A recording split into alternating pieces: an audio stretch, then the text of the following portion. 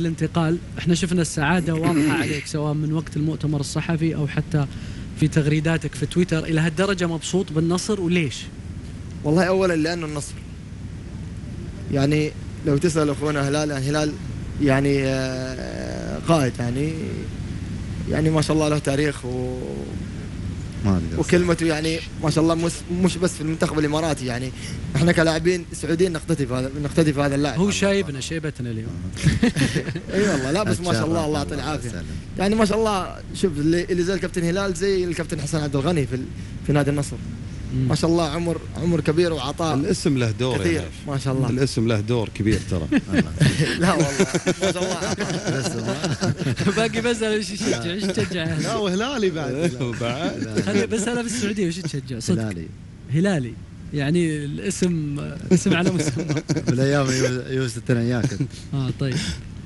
اي فلو تسأله يعني تقول لي يعني انضمام للنصر، يعني لو جاك عرض من نادي النصر فهو يقول لك اكيد بكون سعيد. يعني جمهور الشمس اي لاعب بصراحه يتمنى يلعب امام هذا الجمهور.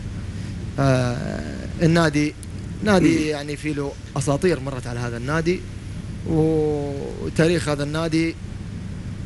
يعني على طاري الاساطير انت تحمل الان الرقم 9 واللي ما في اشهر من الكابتن ماجد عبد الله حمل هذا الرقم في السعوديه. والله شوف هذه هي مسؤوليه، ولكن يعني انا باذن الله ان شاء الله قد هذه المسؤوليه زي ما هم وضعوا الثقه في نايف. انا ثقتي بالله كبيره اني ان شاء الله باذن الله اني اعطي يعني كل ما عندي ان شاء الله.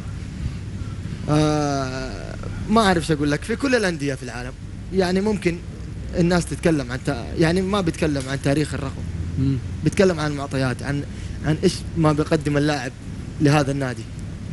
انا باذن الله انا واشقاء اللاعبين ان شاء الله والمهاجمين الموجودين والابرز اللي انا صراحه يعني مو بس صاحبي يعني شقيقي منذ الصغر يعني محمد السهلاوي ان شاء الله. منذ الصغر في المنتخب تقصد يعني؟ يعني ما شاء الله في الفتره من الناشئين يعني احنا مع بعض، والان سبحان الله يعني رجعت جمعتنا الدنيا في نادي النصر. فنتمنى ان شاء الله انه الله يوفقنا لصنع مجد يعني او امجاد لهذا النادي.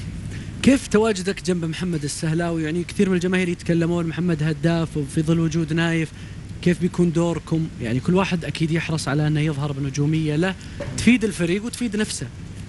والله شوف يعني محمد السهلاوي انا اعرف محمد السهلاوي شخصيه هادئه جدا، وتكلمت من قبل انه شخصيه جدا هادئه، يعني قلبه نظيف ابدا ما عنده هذا التفكير. انا يعني ولله الحمد بشهاده الجميع انا ما عندي اي نيه يعني اي نيه سيئه بهذا الموضوع. الهدف ان طلع من محمد ولا طلع من نايف او مثلا زي ما يسمونهم جمهور النصر صعباوي صقر، هو في النهايه يسجل باسم النصر. صح. وانا عن نفسي انا اقول لك ان شاء الله وفقنا الاثنين مع بعض. هي الفكره الاولى كانت للامير فيصل بن تركي.